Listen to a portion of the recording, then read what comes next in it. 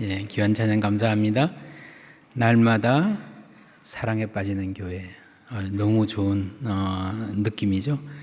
이런 날마다 주님과 사랑에 빠지기를 축복합니다. 그 사랑으로 서로 사랑할 수 있기를 소망합니다. 우리 서로 인사할까요? 사랑합니다. 사랑합니다. 예, 우리에게 사랑 주신 주님 찬양합니다. 로마에 가면 바티칸에 있는 성베드로 성당이 아주 유명한데, 사실 가톨릭 직제 안에서 가장 중요한 교회는 교황의 주교자라고 하는 교회는 성요한 교회, 이탈리아로 산 조반니라고 하는 로마 시내에 있는 성당입니다. 그 옆에 거룩한 계단 교회라고 하는 조그만 건물이 있어요. 예수님이 십자가 판결 받으실 때 걸어 올라가셨던 그 계단을 예루살렘에서 가져왔다라는 말이 전해지는, 사실인지는 아무도 모릅니다. 거의 전설 수준인데, 지금도 거기 가보면요, 28개 계단이 이렇게 있는데, 여기는 걸어서 올라가면 안 되고, 반드시 올라가고 싶은 사람은 무릎으로 기어서만 올라갈 수 있습니다 라고 되어 있습니다. 그리스도를 사랑하는 마음으로 이 계단을 무릎으로 오르면 죄 사함을 받을 수 있다는 전통이 로마 가톨릭에서 오래되었습니다. 1510년에 27세의 가톨릭 수사 마틴 루터가 로마를 방문했다가 이 계단 앞에 서서 간절한 마음으로 우리 아버지여 부르면서 기도하며 오릅니다.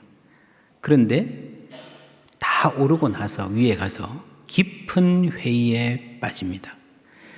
이때의 경험이 오직 믿음으로, 내가 선행을 많이 하든 헌금을 많이 하든 혹은 이 계단을 무릎으로 100번, 1000번 오른다 하더라도, 무릎이 다 닳도록 노력한다 하더라도 그 행위 때문에, 그 행위가 공로가 되어서 우리를 구원할 수 없다. 오직 믿음으로 구원은 전적으로 하나님의 은혜이다 라고 하는 종교개혁을 시작했던 아주 중요한 계기가 되었습니다. 10월은 종교개혁이 있는 달입니다. 그 핵심을 다시 새겨보는 것 아주 중요한 의미가 있습니다. 우리는 오직 믿음으로 구원 얻습니다. 그런데 이 오직 믿음으로라는 말이 무슨 말인가? 에베소서 2장 8절에 너희는 첫째로 그 은혜에 의하여, 두 번째로 믿음으로 말미암아 구원을 받았으니 이것이 셋째로 너희에게서 난 것이 아니다. 넷째로 하나님의 선물이다. 거의 같은 말이죠. 행위에서 난 것이 아니다. 마지막으로 자랑할 게 없다. 다시 보시면 은혜에 의하여 믿음으로 말미암아 너희에게서 난 것이 아니요 하나님의 선물이다. 행위에서 난 것이 아니기 때문에 자랑할 것이 하나도 없다. 사실은 똑같은 말을 다른 말로 표현해서 반복하고 있는 겁니다. 그래서 믿음으로 말미암아 구원 얻는다는 말은요, 은혜에 의해서 값 없이, 내가 지불한 것 없이 구원 얻는다라고 하는 말입니다. 여기에 자판기가 있어요. 동전을 넣으면 커피가 나온다. 행위를 넣으니 구원이 나온다. 그런 말이죠. 그게 행위로 구원 얻는다라는 말입니다. 그러면 믿음으로 구원 얻는다는 것은 무슨 말인가? 내가 믿음을 넣었더니 구원이 나오더라 하는 말이 아니에요. 너희에게서 난 것이 아니요, 이 말은요, 너의 주머니에서 나온 게 아무것도 없다는 거죠. 나는 아무것도 넣지 않았는데, 나는 아무것도 한 일이 없는데 하나님이 구원을 주셨다. 그래서 누구든지 자랑치 못한다라는 말이에요. 내 구원에 내가 조금이라도 기여를 했으면, 보탬이 되었으면 자랑이 되겠죠. 그렇지 않다는 겁니다. 로마서 4장에 나오는 말씀 함께 읽습니다. 일하는 자에게는 그 삭시 은혜로 여겨지지 아니하고 보수로 여겨지거니와, 이를 아니할지라도 경건하지 아니한 자를 의롭다 하시는 이를 믿는 자에게는 그의 믿음을 의로 여기시나니, 일한 것이 없이 하나님께 의로 여기심을 받는 사람의 복에 대하여 다윗이 말한 바. 믿음을 의로 여기신다는 말은요, 일한 것이 전혀 없는 사람에게 해당한다는 거죠. 그런데 내 믿음 자체에 무슨 대단한 신비한 능력이 있어서 내 믿음이 갖는 힘으로 구원을 얻는다라고 생각하면 그게 착각이라는 말입니다. 그러면 너희들은 안 믿었지? 나는 믿었어. 나 잘났어. 그게 자랑이 된다라고 하는 거죠. 그것은 바로 믿음을 뭔지 모르고요. 믿음을 하나의 행위, 나의 기여로, 공로로 인식하는 오류다라고 하는 말입니다. 바울이 이렇게 말하는데 많은 사람들이 야고보서를 읽으면서 야고보는 좀 다른 말 하는 것 같아요 라고 질문합니다. 그렇지 않습니다. 본질적으로 큰 흐름에서 같은 생각을 하고 있는 거예요. 그러나 다른 면을 강조하고 있을 뿐입니다. 오늘 본문에도 많은 말씀이 있지만 이 2장 후반부를 쭉 읽어보면요, 그 많은 말씀 중에 2번 반복되는 말씀이 있습니다. 17절에 이와 같이 행함이 없는 믿음은 그 자체가 뭐라고요? 죽은 것이라. 26절에 다시 영혼 없는 몸이 죽은 것 같이 행함이 없는 믿음은 죽은 것이더라. 죽은 믿음, 산 믿음 이야기하는 거죠. 여러분, 이렇게 짧은 구간 안에 똑같은 말을 2번이나 반복했다는 것은요, 그만큼 중요하다는 것이고, 이 말씀을 잘 알아야 전체를 이해할 수 있다는 말입니다. 야고보는 이 성경에서 우리가 믿음으로 구원 얻는다라는 이 대전제에는 반대하지 않습니다. 그런데 믿음이 무엇인가? 진정한 믿음이 무엇인가? 살아있는 믿음이어야 한다는 거죠. 그 살아있는 믿음에는 당연히 행함이 포함된다는 겁니다. 바울도 그래요. 바울도요, 믿음만 있으면 되고 행함, 윤리는 아무 필요 없다. 우리가 막 살아도 된다. 어차피 뭐 믿음으로 구원 얻을 거니까. 그렇게 말한 적이 없습니다. 여러분, 신약 성경에 나오는 행위, 구원과 관련해서 행위라고 할 때요, 예수님과 바울의 삶을 잘 살펴보면 이게 논란이 되었던 것은 딱 3가지 주제뿐이에요. 할례, 바다에 구원 얻는가? 안식일, 당신은 왜 안식일에 병을 고칩니까? 음식 문제, 손을 씻고 먹는가 안 씻고 먹는가? 무엇을 먹는가? 누구와 먹는가? 이런 문제가 아주 중요한 행위의 핵심이 논란이 되었습니다.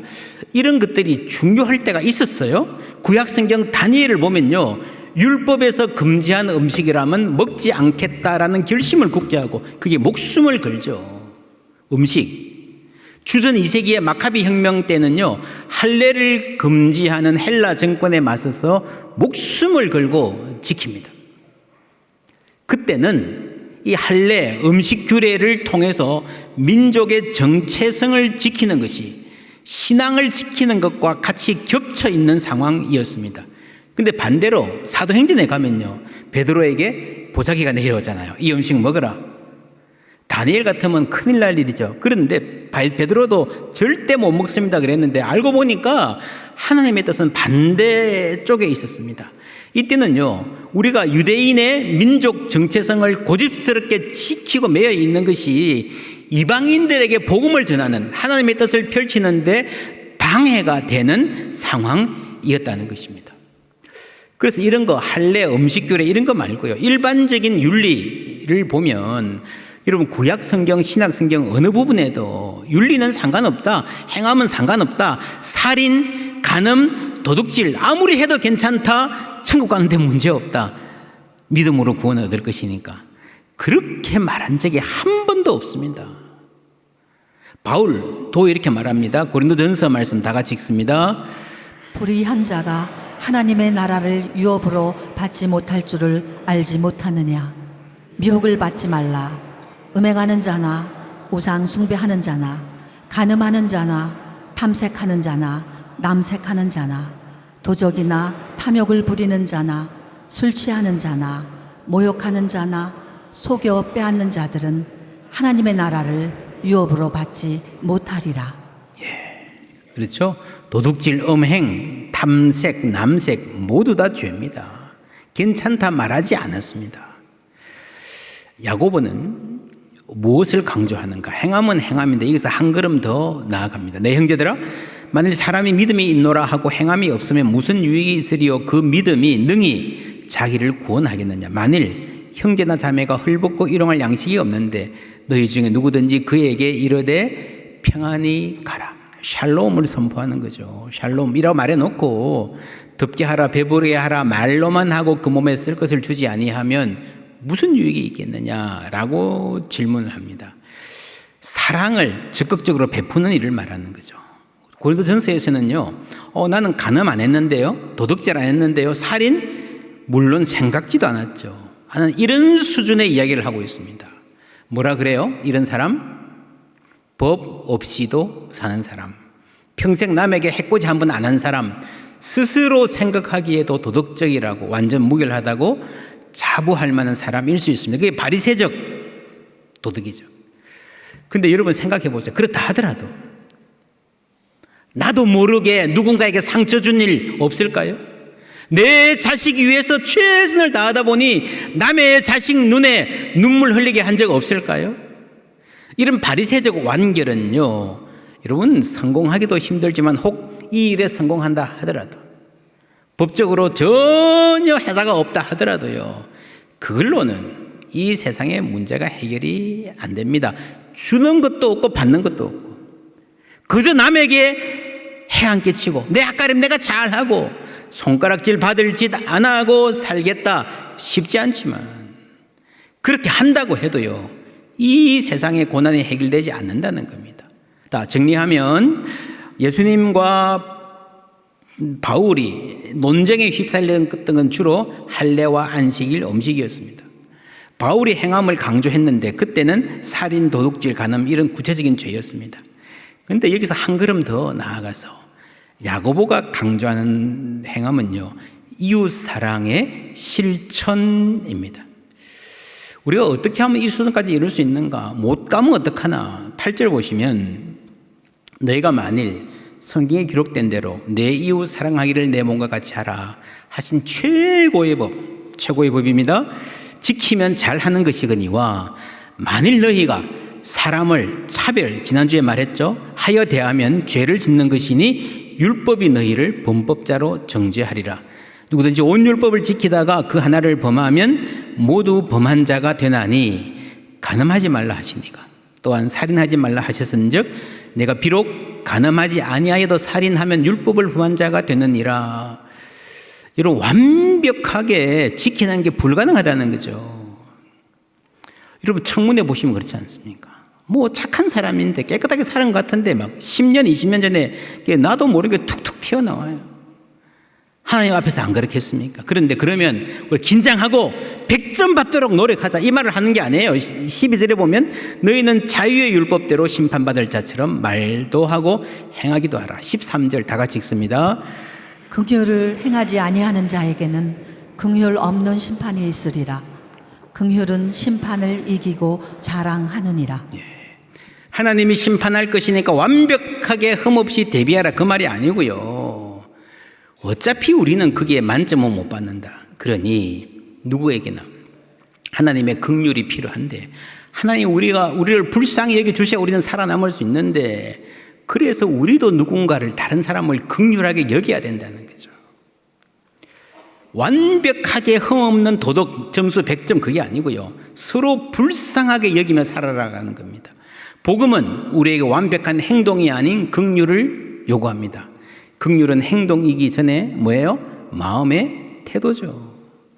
내 공로나 행위가 아닌 하나님의 은혜로 구원받았음을 아는 사람은 하나님 앞에서 겸손하죠. 자랑치 못할지니라. 그렇죠? 그리고 그 사람이 다른 사람을 향해서 너그러워질 수밖에 없습니다. 여러분, 사람이 누군가에게 야 평안히 가라, 너 참 배부르게 잘 먹었으면 좋겠다, 그거 잘 됐으면 좋겠다, 그렇게 말로 축복해 준다면 내가 주머니를 조금이라도 열어야 정상 아닙니까? 만 원짜리 한두 장이라도 내놓아야 정상 아니에요? 추워서 벌벌 떠는 사람 냉방에 두고 와서 집에 와서 내가 따뜻한 방에 누워보면 추워서 오늘 밤 잠 못 들 그 사람 걱정이 되어서 전화라도 한번 해보든지 담요라도 들고 가든지 그래야 인간이라는 겁니다. 어떻게 배 굶고 있는 거, 배 고르는 사람 뻔히 앞에 두고도 말만 하고 끝낼 수 있어요. 여러분, 예수 믿는 것은요, 그렇게 할 수 없는 사람이 되는 거예요. 다른 게 아니고요, 불쌍한 사람 보면 불쌍한 줄 아는 마음, 여러분 그게 정상이라는 거예요. 하나님이 창조하신 그게 인간이라는 거 우리가 잃어버렸어요. 그래서 다시 참 인간이 되는 길, 그것이 바로 예수님이 주신 길입니다. 우리가 뉴스를 보면서 어떤 잔인한 사건, 끔찍한 사건을 접하면 그런 말 하죠. 양심도 없냐? 어떻게 인간이 저럴 수 있냐? 그러잖아요. 여러분, 인간이면 그러면 안 된다. 인간이라는 것에 대한 어떤 기대가 우리 안에 내재되어 있는 거예요. 양심도 없냐 그러지만 여러분, 인간의 양심은 다 고장나 있습니다. 손상되었고 망가져 있습니다. 정상이 아닌 거예요. 끔찍한 범죄를 저질러서 신문에 나는 그런 사람들뿐 아니라 우리 모두가 얼마나 자기중심적이고 이기적입니까? 얼마나 욕심이 많습니까? 그래, 그 모습 그대로 욕심 부리고 살다가 죽으면 천국 간다 예수 믿었으니까 그게 아니라는 거죠. 이런 구원은 회복입니다. 회복. 긍휼이 회복돼야 돼요. 불쌍한 사람 보면 불쌍할 줄 아는 그 마음이 회복되는 게 구원에서 굉장히 중요한 과정입니다. 지금 세계가 이것을 잃어버리고 있어요. 지금 세계에 얼마나 많은 전쟁들이 벌어지고 끝나야 되는 전쟁들이 끊임없이 이어지고 있습니까? 여러분, 홀로코스트 다룬 영화들 많습니다. 저도 이런 영화 많이 봤고요. 좋은 영화들이 있고요. 아카데미 작품상 받을 정도로 정말 감동적이고 가슴 울리는 영화들입니다. 이 영화들 통해서 유대인들이 세상을 향해서 우리 유대인들이 당한 범죄가 얼마나 끔찍한 범죄인지 기억해 주세요. 우리는 되새길 책임이 있습니까? 아주 이러면 설득력 있게 말했습니다. 그런데 그 무시무시한 폭력의 피해자들이 이제 다시 더 잔인한 폭력의 가해자가 되어서 여러분, 얼마나 지금 마음 아픈 일이 많이 벌어지고 있습니까? 팔레스타인의 하마스라는 단체는 물론 잘못입니다. 대단한 잘못입니다. 그러나 그 와중에 우리 팔레스타인의 민간인들, 아이들 무차별적으로 희생되고 있지 않습니까? 여러분, 고장난 거예요. 그 냉정한 마음들. 우리가 하나님이 우리를 긍휼히 여겨주시기를 바라는 마음이 있다면요, 우리도 서로 긍휼히 여기며 살아야 된다는 거죠. 우리 중에 누구도 완벽하지 않기 때문입니다. 내가 착하게 살아서 쌓아놓은 그 점수로 하나님의 기준을 통과할 수 있는 사람은 아무도 없어요. 피해자라는 소설이 있습니다.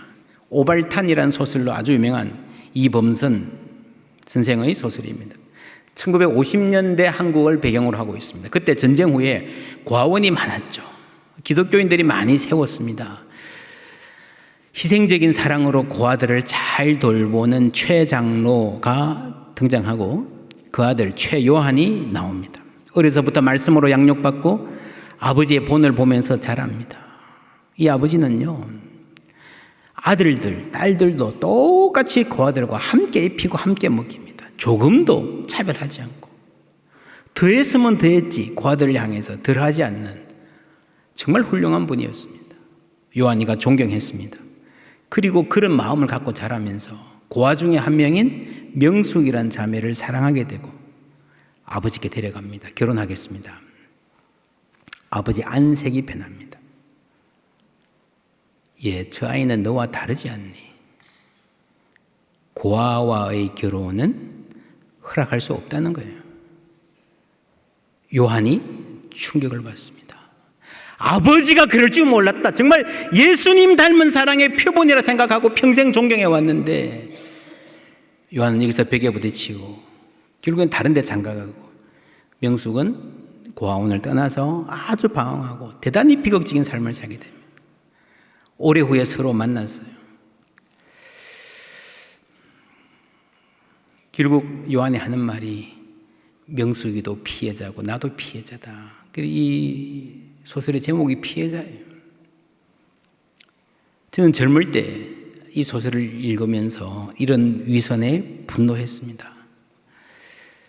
지금 생각해 보니까요, 그게 위선은 위선인데 그 아버지의 모든 헌신, 고아를 위한 그 양보한 게 다 거짓이었을까? 아닐 수도 있다 싶어요. 나름대로 진심으로 했을 것 같아요. 피해자라 그러는데요, 이 소설을 보면 요한도 결국 가해자예요. 사랑한다 그래놓고 책임 못 지고 비겁하게 가거든요. 여러분, 우리가 이것은 뭐 특별한 사람의 특별한 위선이라기보다는 우리 모두가 인간이 갖는 한계라고 보아야 됩니다. 우리 중에 많은 사람들이 선하게 살려고 남에게 상처 주지 않고 살려고 노력해요. 근데 그게 잘 안 돼요. 제가 가끔씩 목사님들 은퇴하거나 이임식 할 때 가보면요, 마지막 인사 말씀 하시잖아요. 근데 그렇게 말씀하시는 분들이 있어요. 여러분 감사합니다. 근데 제가 목회하면서 상처 준 분들이 있습니다. 상처받았다면 저를 용서해 주십시오. 여러분 참 선하고 겸손하고 온유한 분이에요. 그런데도 그럴까? 아마 평소에는 모를 수 있어요. 은퇴하기 전날 밤에 가만히 생각해 보면, 야, 내가 잘못했구나. 그런 얼굴이 떠오르는 거예요. 기업에 있다가 은퇴하는 것도 마찬가지고요. 여러분 부모로서 은퇴하기 전날 어떤 생각이 들 것 같습니까? 혹은 내 자녀가 내 품을 떠나는 날, 자식 키우는 게 그렇지 않습니까? 자식 마음에 상처 안 주고 양육하는 부모 있습니까? 자녀 위해서 평생을 다 바치고 헌신하고 기도하고 노심초사하고 그렇게 살았는데도 지나고 보면 후회할 일, 미안할 일이 왜 그렇게 많은지. 그래서 여러분 잘 하려고 노력하되 완벽할 수 있다고 착각하지 마십시오. 그래서 우리 모두에게 은혜가 필요한 줄 믿습니다. 목사가 교인에게 그런데, 부모가 자녀에게 그런데 다른 사람에게는 오죽하겠습니까? 우리는 아무리 좋은 일 많이 해도요, 여전히 죄인입니다. 그래서 누구도 자랑할 수 없습니다. 여러분, 바울과 야고보가 비상적으로 보면 달라 보이는데 자세히 보면 굉장히 놀랍도록 비슷합니다. 지난주에 이런 말씀 기억하십니까? 내 사랑하는 형제들아 들을지어다. 하나님이 세상에서 가난한 자를 택하사 믿음에 부유하게 하시고 또 자기를 사랑하는 자들에게 약속하신 나라를 상속으로 받게 하지 아니하셨느냐 했죠. 바울이 고린도전서 1장에서 이런 말을 합니다. 함께 읽습니다. 그러나 하나님께서 세상의 미련한 것들을 택하사 지혜 있는 자들을 부끄럽게 하려 하시고 세상의 약한 것들을 택하사 강한 것들을 부끄럽게 하려 하시며 하나님께서 세상의 천한 것들과 멸시받는 것들과 없는 것들을 택하사 있는 것들을 패하려 하시나니 이는 아무 육체도 하나님 앞에서 자랑하지 못하게 하려 하심이라. 아멘. 여러분 야고보서와 바울서시는 특히 이런 구절을 보면요 놀랍도록 똑같습니다. 원어로 읽어보면 굉장히 세부적으로 문자적으로 일치합니다. 또 여기에 또 자랑하지 못하게 하려 하심이라라는 말이 나왔죠. 바울도 야고보도 철저하게 자랑을 경계합니다. 1장 9절 말씀, 낮은 형제는 자기의 높음을 자랑하고 부한 자는 자기의 낮아짐을 자랑할지니 이는 그가 풀의 꽃과 같이 지나갑니다. 비교하고 자랑하고 잘난 체 할 것 없다라는 거예요. 오늘 말씀 시작에 내 형제들아 만일 사람이 믿음이 있노라 하고 할 때 이 말은요 자랑하는 거예요. 난 믿음 있는 사람이야 라는 자신의 그 태도, 그래서 나는 구원받을 자격이 있는 것이라고 주장하는 그 교만을 말하는 거예요. 그럴 때에 18절 보면 어떤 사람은 말하기를 너는 믿음이 있고 나는 행함이 있으니 행함이 없는 내 믿음을 내게 보이라 라고 하는, 나는 행함으로 내 믿음을 내게 보이라 하는 이 말은요 사실 말이 안 되는 거예요. 이 어떤 사람은 18절에 이 어떤 사람은요 굉장히 골치 아픈 사람이에요. 이런 말 하면 안 되는 거예요. 누가 그런 말을 할 수 있겠습니까? 누가 자기 행함이 완벽하다고 말할 수 있겠습니까? 이건 이 수사학적 기법이에요. 상상 속의 화자. 진짜 말 안 되는 사람을 논박할 때 내 말로는 할 수 없으니까 훨씬 더 골치 아픈 사람을 일부러 가상적으로 만들어서 등장시켜서 대결시키는 거예요. 이해가 되십니까? 여러분 교만한 사람들은요 더 교만한 사람 만나봐야 정신 차립니다. 이 못된 놈은요, 더 못된 놈 만나야 돼요. 자랑하지 말라 그랬잖아요. 자랑에 교만이 있고 하나님 앞에서 그걸로 다른 사람을 차별하는 거예요. 이 바울이 행위가 아니고 믿음입니다라는 것을 그렇게 강조한 배경이 있습니다. 할례 받는 것 그게 중요한 게 아닙니다 라고 하는 것은 할례 받지 않고 신앙생활하는 이방인들을 차별받지 않게 하려고 그런 거예요. 여러분, 특별히 야고보서와 갈라디아서를 대립시키는 사람이 많은데 갈라디아서에서 믿음으로만 구원 얻는 이 복음을 강조한 동기가요, 소위 안디옥 사건이라는 거 여러분 아시죠? 이방인과 유대인들이 안디옥에서 한 자리에서 똑같이 대우받고 함께 밥 먹고 형제자매로 지냈는데 그게 어느 순간에 깨져버렸어요. 그 차별이 시작되었습니다. 그 문제예요, 그 문제. 여러분, 사도행전 15장 기억나십니까? 할례가 구원받는데 필수인가 아닌가를 갖고 세계에서 회의가 모였습니다. 그 사도행전 15장의 그 회의, 할례 문제 회의의 핵심이 어디에 있는가 하면 15장 19절에 있습니다. 함께 읽습니다. 그러므로 내 의견에는 이방인 중에서 하나님께로 돌아오는 자들을 괴롭게 하지 말고. 이방인들 괴롭게 하지 마라. 이방인들 예수 믿으려고 하는데 괴롭게 하지 말자라고 하는 거죠. 바울이 제출한 의견에 야고보가 결론 내린 거예요. 함께 합의 본 부분입니다. 여러분, 똑같아요. 큰 차이 없습니다. 그런데 이제는 시간이 좀 흘렀어요. 이방인들이 교회에 들어와서 잘 자리 잡아갖고 있습니다. 이방인 차별 거의 없어졌습니다. 웬만큼 문제가 해결됐습니다. 그런데 약한 사람들은 여전히 있습니다.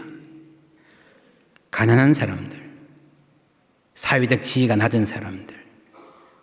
여러분, 사도행전 초기에 나오는 교회들, 예루살렘 교회 2장 4장에 보면요, 이 가난한 사람들 한 형제로 맞아들이고 유무상통하는 경제적 사회적 차별 없이 그 차별을 예수 안에서 가볍게 뛰어넘은 놀라운 공동체였다는 것 우리가 잘 알고 있습니다. 참 좋은 교회죠. 그런데 완벽한 교회는 아니었습니다. 이 사람들이 유대인들끼리는 잘 지냈는데 이방인을 향해서 같은 형제다 자매다 마음을 열 준비가 안 돼 있었어요. 그거를 열어가는 것이 사도행전의 가장 중요한 주제다. 우리가 작년에 1년 동안 함께 말씀 들었습니다. 만 백성을 위한 복음이죠. 그 만 백성을 위한 복음, 이방인들 차별하지 말라라고 하는 그 큰 흐름 안에서 구체적인 놀이가 뭡니까? 할례? 그거 중요하지 않아. 믿음이 중요하지. 라는 말을 한 거예요. 그런데 그런 노력들이 열매를 맺어서 지금은 이방인 차별이 많이 완화되었습니다. 너무 잘 됐죠. 감사하죠. 이제 그 말 별로 할 필요가 없어졌습니다. 그런데 이게 다른 차별이 생겨나요. 가난한 사람들을 무시해요. 이게 웬일입니까? 여러분, 초대교회 때는요, 가난한 사람, 부한 사람 구별 없이 다 함께 먹고 함께 살고 서로 도와주고 그랬는데 그게 점점 사라져가고 있어요. 이방인 차별 문제를 잘 해결했는데 잘하던 다른 문제가 또 삐걱거리기 시작해요. 그때 쓰여진 편지가 야고보서라는 거예요. 이럴 수가 있는가 통탄하는 내용입니다. 여러분, 완벽한 교회는 세상에 없는 것 같아요. 성경을 봐도 그렇습니다. 집이 있는데 보일러 고장나서 고쳐놓으면 좀 있으면 지붕이 새고 그거 놓치면 문이 삐걱거리고 다음에는 전기 연결이 시원찮고. 여러분, 집만 그렇습니까? 우리 몸도 그렇잖아요. 여기 아팠다 저기 아팠다. 막 회사 대부분 다 그래요. 여기 문제 있다 저기 문제 있다 그런 거예요. 이 교회도요, 완벽한 적은 없었습니다. 그래도 거의 완벽에 가까운 때는 들어 있었어요. 그래서 종교개혁의 굉장히 중요한 태제가 개혁된 교회는 끊임없이 개혁되어야 된다. 오직 믿음으로 종교개혁 때는 그 강조했지만요, 너무 강조하다 보니까 반대가 약해졌어요. 나는 구원받을 것이니까 마음대로 살아도 된다는 방종, 여러분, 그게 바울이 전한 복음입니까? 그렇지 않습니다. 갈라디아서, 여러분, 행위가 아닌 믿음을 가장 강조하는 성경 갈라디아서인데 5장 6절 말씀 다 같이 읽습니다. 그리스도 예수 안에서는 할례나 무할례나 효력이 없으되 사랑으로서 역사하는 믿음뿐이니라. 할례 무할례 중요하지 않다. 믿음만 있으면 된다. 그런데 그 믿음이 어떤 믿음이에요? 사랑으로서 역사하는 믿음. Faith working through love. 믿음이 있으면요, 사랑으로 일하게 되어 있다라는 거죠. 믿음은 마음에 있는 거지만 사랑의 행위로 드러나게 돼 있는, 바울이 그렇게 믿음으로만 구원 얻는다 강조한 게 행위를 떼낸 믿음이 아니고 사랑의 행위를 가져오는, 사랑으로서 역사하는 믿음이라는 겁니다. 여러분, 사람 안에 영광의 주를 하나님으로, 주님으로 모시는, 그리스도로 모시는 그 믿음이 들어가면요, 반드시 그 믿음은 살아 움직일 줄 믿습니다. 뭐로 드러나요? 사랑으로 드러나요. 정리하면 바울은 사랑으로 역사하는 믿음을 말했습니다. 야고보는 무슨 말을 했습니까? 죽은 믿음이 아니라 살아있는 믿음. 사실 같은 말이죠. 우리는 믿음으로만 구원 얻습니다. 그 믿음은 살아있는 믿음이어야 합니다. 어떻게 합니까? 주님 의지해야 합니다. 우리는 부족합니다. 우리는 자기중심적이고 냉랭한 사람들입니다. 그러나 우리를 사랑하신 우리 주님의 그 사랑, 그 믿음이 우리 가운데 들어올 때 그 주님의 사랑 의지에서 우리도 사랑의 사람으로 살아갈 수 있을 줄 믿습니다. 믿음은 눈에 안 보여요. 그 믿음이 들어가서 사랑으로 표현되는 것만 눈에 보이게 되었습니다. 그 증거를 세상에 보여주는 우리 모두 되시기를 주님의 이름으로 축원합니다.